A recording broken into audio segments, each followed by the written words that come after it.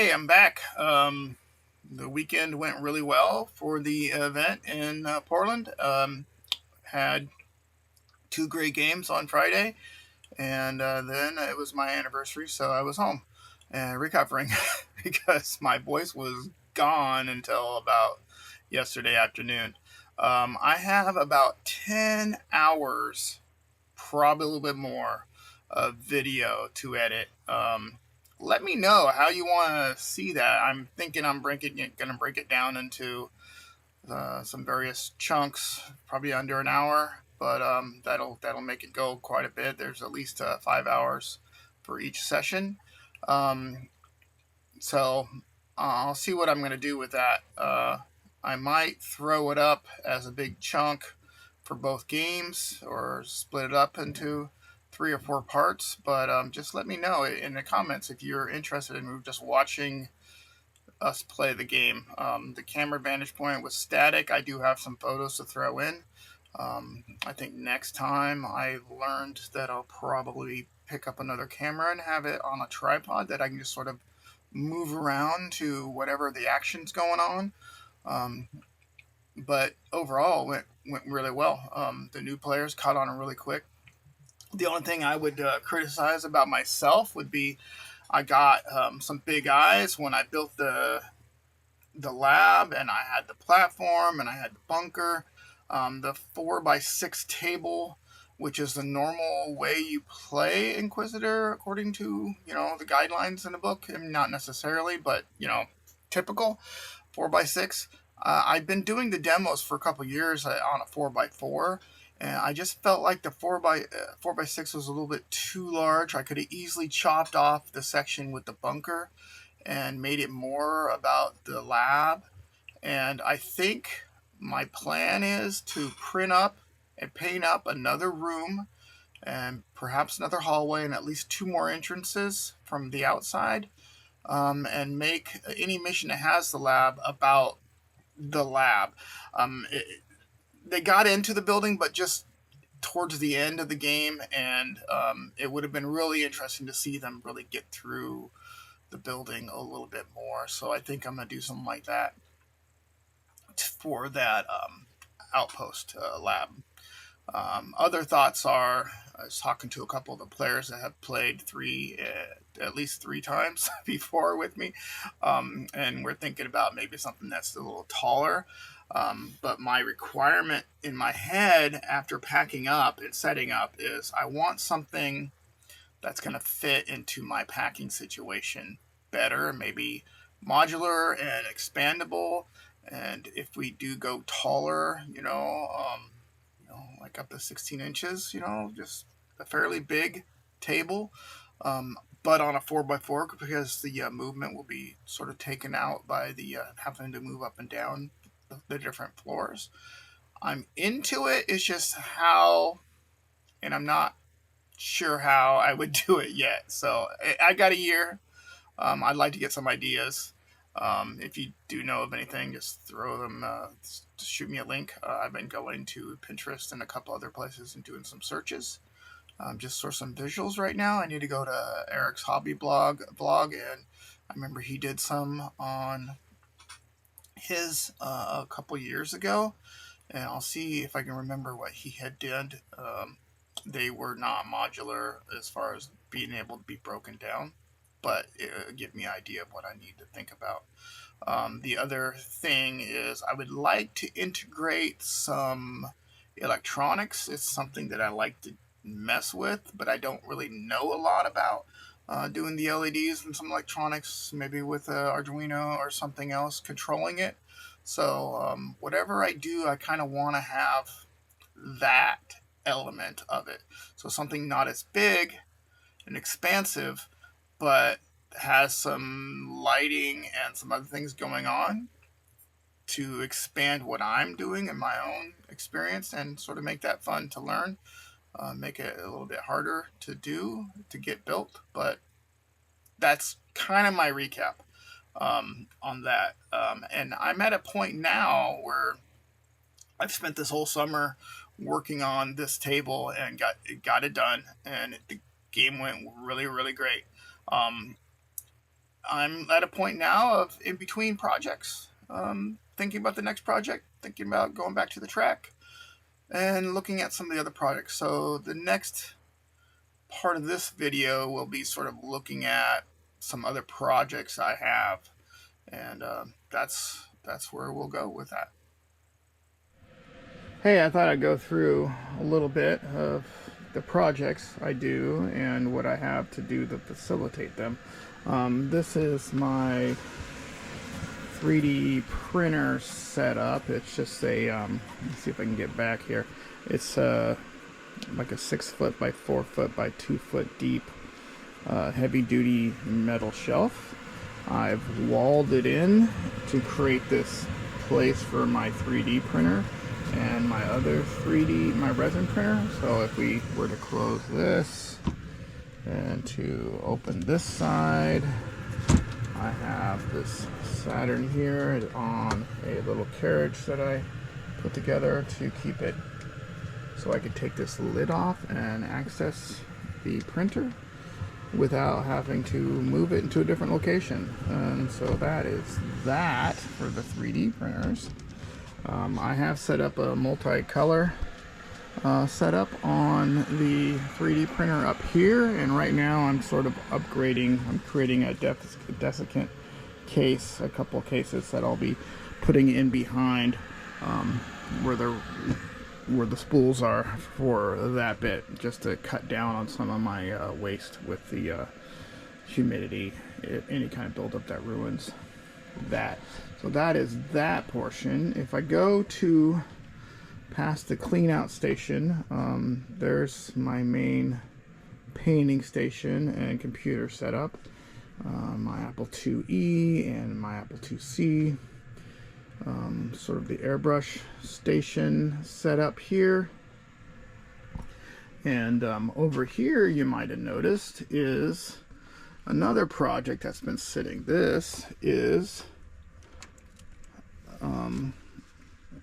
my Serbo skull that I've been working on, and I put a Adafruit hollowing in there that has an eye, so his eye is looking around sort of on his sleeve. I'm trying to make him into a Serbo skull. Well, I mean, he's on this platform. He's on this, I can't remember what this stuff is called, but it keeps him steady and up. That's one project I'd like to get back into, is I want to put some kind of camera on him, and I'd like to, I mean, right now he has this camera on the side here, but I'd like to do something else a little bit easier to deal with, and also I'd like to put some kind of, besides the hollowing inside of his head, I'd like to do something with a Raspberry Pi to make him a little bit more of an AI. But I have no idea what I'm doing in that sector of knowledge, so that is something I'm going to get to and learn. Part of growing old, I got to keep learning stuff. And then there's this dragon that I got on a Kickstarter. It's a very tall, it's supposed to be true 28 mil scale, so if we were to grab the little guy that I have sitting around here and turn on the light so you can see that. So there is this little 28 mil marine, and there is the dragon. I need to paint that. It's a resin pour from, like I said, a Kickstarter many years ago.